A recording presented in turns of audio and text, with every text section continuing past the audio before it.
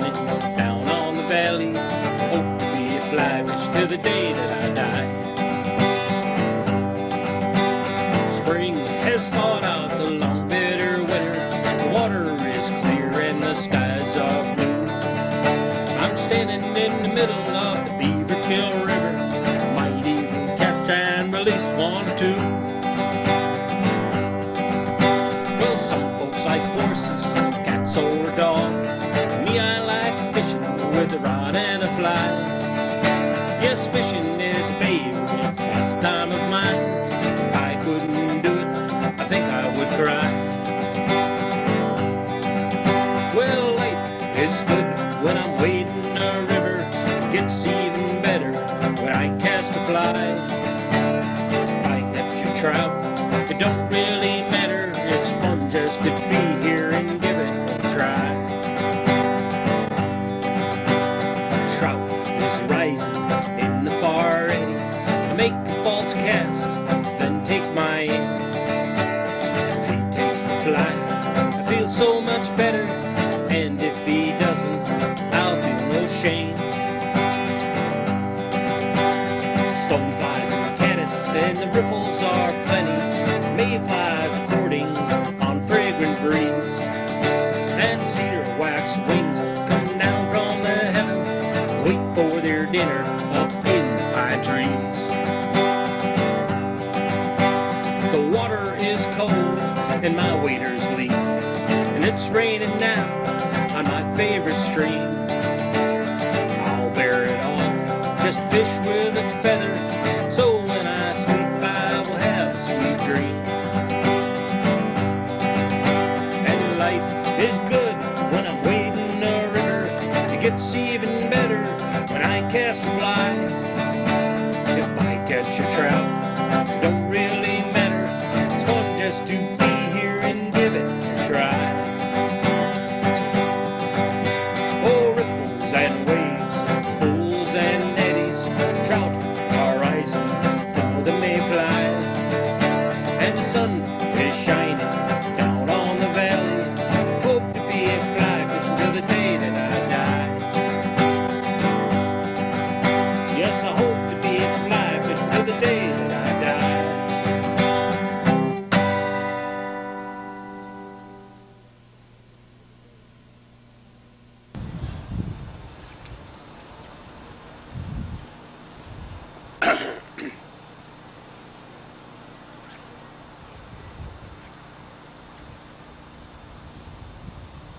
Hey folks, how you doing? Curtis Mayfly here from Riffles and Waves, and I'm out in my backyard practicing my fly casting.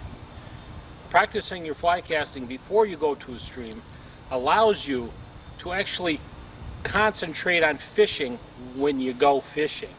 You don't want to go to a stream and not practice your cast for a simple reason, is because you want to focus on your fishing while you're fishing.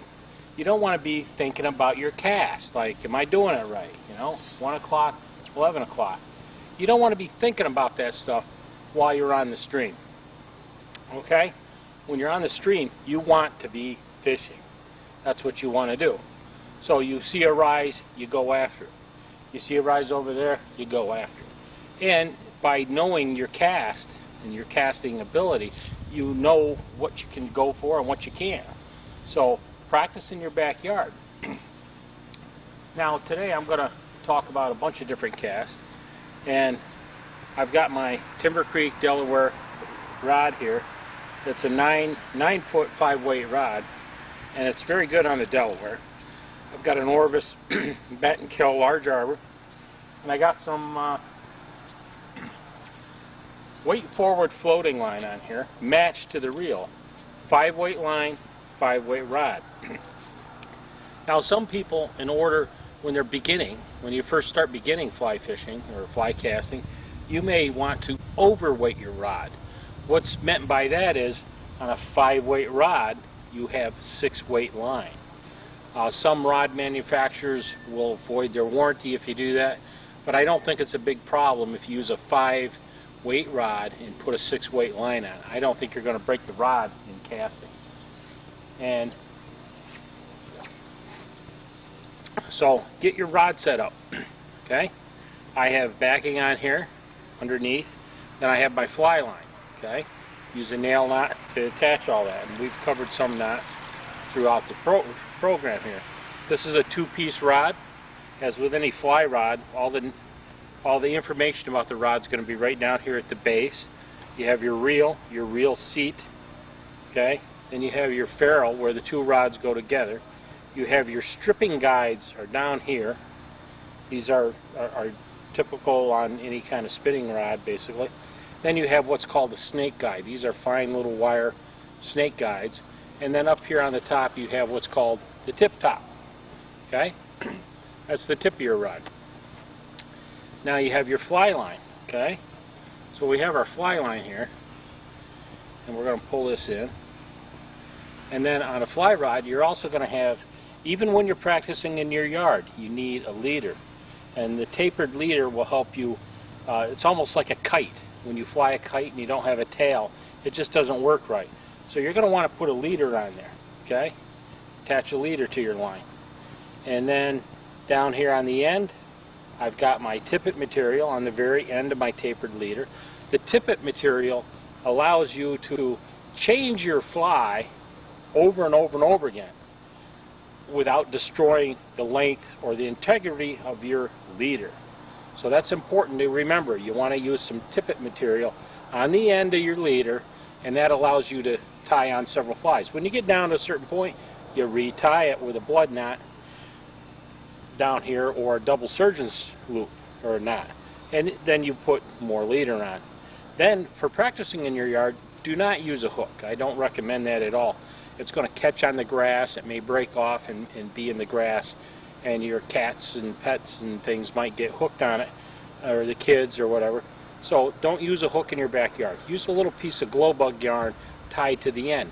This will imitate the fly on the end of your leader very well and allow you to see it while you're practicing. So throw a frisbee out in the yard and get out and practice. Now, on other shows or on my website, you may see the little video I made of a yarn rod, which is a yarn rod. It's actually a Joan Woolliffe yarn rod made by Rwsea. It's an antique kind of thing, and I picked one up and I use that. I got a video on my website that I show the yarn rod. I'm not going to do that today, but the yarn rod is a good way to practice indoors in the wintertime. You can play with the cat or whatever, and you can practice that nice tight loop 1 o'clock, 11 o'clock. And so today I want you to think in terms of a clock. Here's 12 o'clock, this is 1 o'clock, this is 11 o'clock. That's your casting motion, 1 o'clock, 11 o'clock, 1 o'clock, 11 o'clock. That's your false cast. The false cast is where you cast line in the air. There's 4 reasons why you false cast.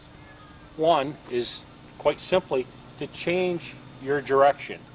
I'm going to change my direction over here now. Okay?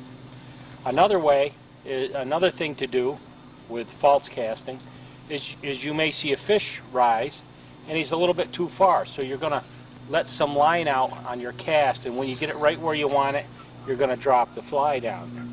Another reason to your fly starts sinking, but another reason to do false casting is to dry your fly. You can do a couple of quick snaps of the fly. It's going to float nice now, at least for a little while. So there's 4 reasons, and the last one really doesn't do anything at all. It's just that it's fun to false cast. Okay? When you're on the river, you don't really need to be doing that one for that reason, because you want your fly on the water in order to catch fish. So you got to keep that in mind. I'm going to change directions. I'm going to add line out in my false cast, and I'm going to dry my fly.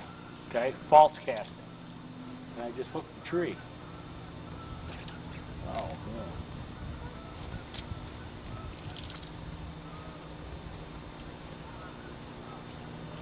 There we go. Sorry about that, folks. I hooked a pine tree. But very carefully, when you're fly fishing, you're going to learn a lot of tricks too. You're going to learn how to get flies out of the tree without breaking your rod. And you usually only learn that after breaking a few rod tips. Breaking the tips off of the rods a few times, and then you learn. But there's a few tricks to that, and I may cover that in other shows. But today we're working on fly casting. Now what I want you to do is practice in your yard doing a false cast. 1 o'clock, 11 o'clock, 1 o'clock, 11 o'clock. And do that with a rod length of line or more out, maybe 1 or 2 rod lengths out. 1 o'clock, 11 o'clock, 1 o'clock. And your presentation cast is actually where you come down to 9 o'clock or parallel with the water surface, and you point at where your target is. And I point my rod. But again, you got to remember I'm stopping at 11 o'clock on that cast. In order to access the power of that rod, you stop, and when the line goes out, you follow it out and you point to your target. So that's very important to remember. With casting, some of the problems a lot of people do is they will do a windshield wiper motion. Okay, so they got a big wide open loop. As you can see, I'm going back too far, I'm going forward too far. And I like my students to keep their thumb on top of the reel, the reel grip, because what that does is it allows you to stop your rod in the appropriate place. 1 o'clock, 11 o'clock, 1 o'clock, 11 o'clock, and then follow it down, and the line goes out. There's another grip where people will have their finger on top. That works also. I don't like it. It's kind of it's awkward for me. I don't really like it. But if you like that way, that's fine. And some people will just hold it like this. Now, I don't like that because it allows you to go back too far. It's just not a good way to hold the rod. You don't need to grip the rod so you have white knuckles, but you do need to grip it appropriately. Thumb right on top.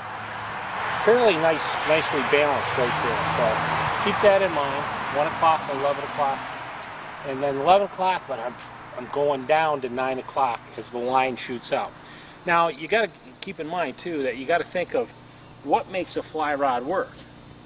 Well, it's kind of like a bow and arrow. As you move the rod forward, okay, the rod bends. And when you stop at 1 o'clock or 11 o'clock, you access that power. And it's like a bow and arrow, and the line shoots out. Okay, so you're going back, accessing the power. And then when you come back the other way, you access the power. So it's simple physics. It's not a major thing, really. And get the line out there, and I'm going to go 1 o'clock, 11 o'clock, 1 o'clock, 11 o'clock, and let that line go out. And one of the things I like to do when I'm casting is I like that line to go out and then fall with little sine waves, little curves on there. And what that does is it allows the fly to fall naturally, just as if a bird had dropped it.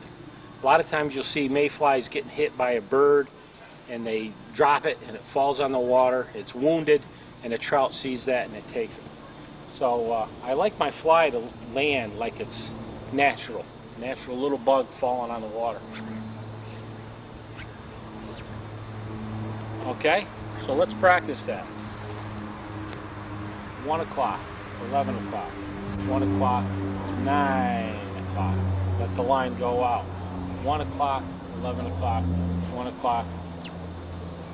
And you'll notice too, my hand is staying in a static position down here. And by doing that, it actually is pulling the line through the rod, increasing line speed.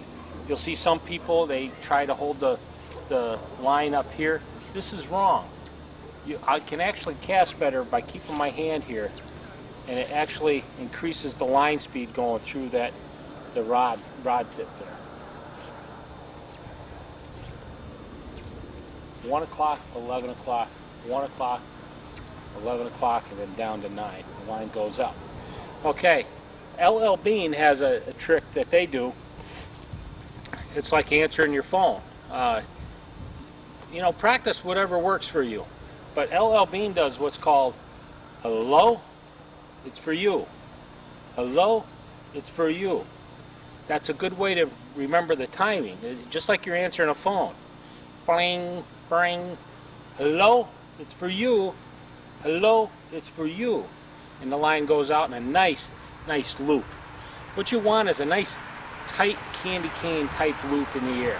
Okay? 1 o'clock, 11 o'clock, 1 o'clock, 11 o'clock. I don't know if you can see that right here because my rod tip may be out of the picture. But anyway, I hope you get out in your backyard and practice in this beautiful weather we're having before you go down to the stream and spend a lot of time there floundering around. If you practice in your backyard or at a park or even at a local stream, just practice your casting. When you go to the stream, you'll be a much better caster and able to reach those targets that you see, and you won't be worrying about, am I doing my cast right? Why am I not getting any distance? Why is this not working? Keep that in mind, and right now I'm going to show you a few more casts. I'm going to show you a sine wave cast, okay? And a sine wave cast is where you basically shake the rod back and forth in the air, and it puts little sine waves in there. And that's good for current. When you're fishing on current, shake it back and forth, makes a nice little sine wave. I don't know if I can show you from there. Got too many trees in the backyard. You shake it back and forth, puts little sine waves in the line very nicely. I'm going to cast, and before it lands down, I'm going to shake the rod and put those little sine wave things in there. Another cast that is very important to learn is a reach cast. A reach cast is by far one of the most effective ways. You're going to catch more fish by doing the reach cast than almost any other cast in the book. So practice that. Do your cast, and then just before the line hits the water, reach that over. Okay? Cast and reach. Cast and reach. Now what that does is that will land your line in the faster current upstream with your fly in the slower current. Okay? Think about it. Now that line is going to be moving really fast. It's going to give my fly just enough float to fool that trout. That big trout is going to be sitting on that eddy line. Okay? So you're going to have to do the reach cast. You can do it either way. You can go reach up this way, and you can reach the other way. Practice that cast. That's called the reach cast. Very important cast to know. Another form of casting is to get distance. And I can't show you the roll cast here on the grass because the water has a specific gravity. It holds the line, and it allows you to do a roll cast. So if you go to my website, you can find some videos somewhere on there about roll casting. I'm sure I got something on there. Okay? Now, to get more distance, you need to increase your line speed through the rod. Okay? And that's what's called a haul. You're going to pull that line through the rod. Watch out for the trees here. So at the right time, you're going to pull, and the line will shoot right up. It's called the haul. It's a double haul or a single haul.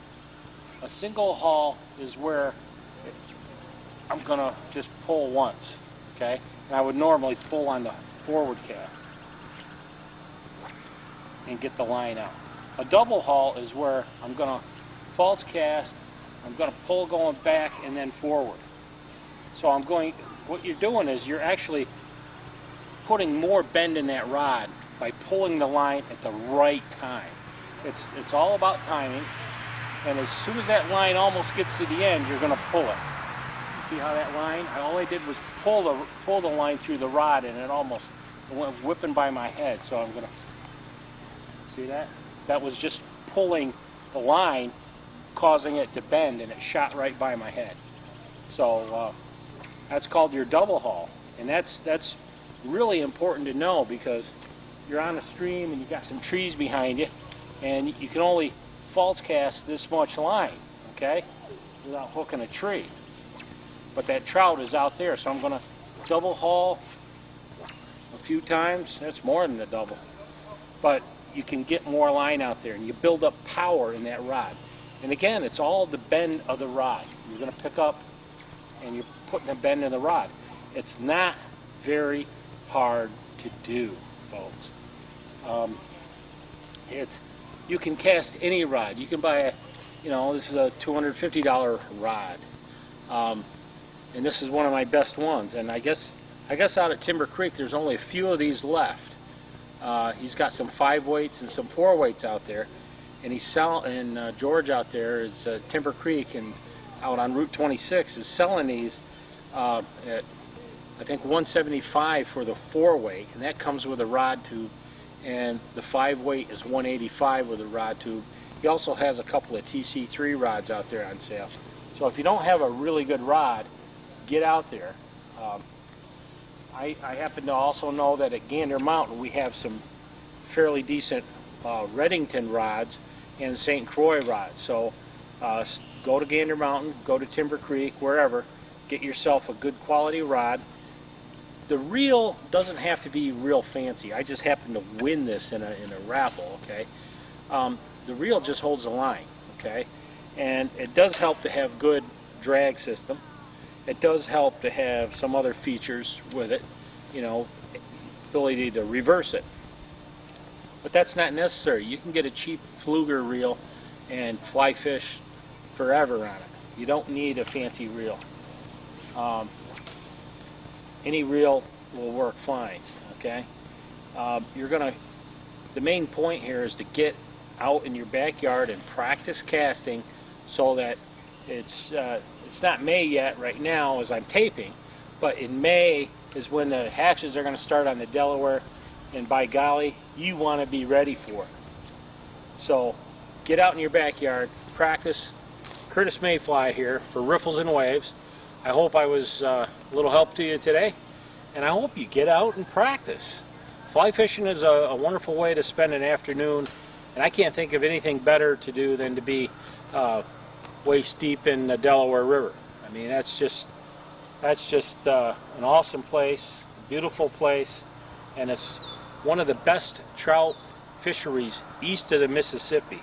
It ranks up there with Montana, Idaho, and all those places out west. The Delaware River is just an incredible place. And we only live 30 minutes away from it. So get out there and go do some fishing. Alright? Let's do some more casting. 1 o'clock, 11 o'clock, 1 o'clock, 11 o'clock, and then drop down. Put some more line out there. Watch out for the trees. 1 o'clock, 11 o'clock. 1 o'clock, 1 o'clock. Ooh, almost hit my pumpkin. My giant pumpkin plant.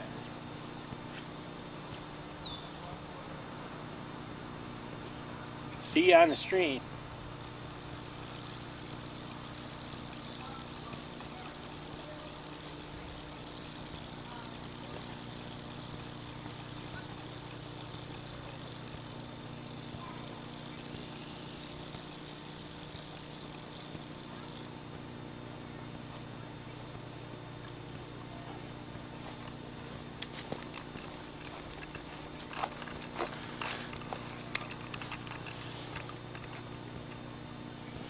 O'clock, 1 o'clock.